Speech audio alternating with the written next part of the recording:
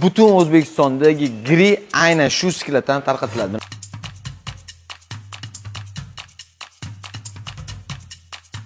Anu-manusi yo'q, hamma grini bitta odam olib kiradi. To'g'ri, bu yerda assortiment ko'p. 10 xildan oshiq assortiment bor, har xil narxlar bor. Lekin hammasi bitta odamga tegishli bo'ladi. Agar sizga gri to'g'risida noto'g'ri ma'lumot yetkazib turib, bu unaqasi emas, bu oldin boshqacha edi, hozir boshqacha, u edi, bu edi degan gap bo'ladigan bo'lsa, bu absolyutni yolg'on bo'ladi.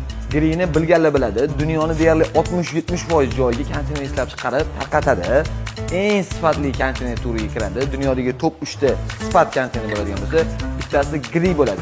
To'g'ri, hozirgi kunda arzon konteynerlar juda ham ko'p. Sizni balkim tushunchangizga to'g'ri keladi.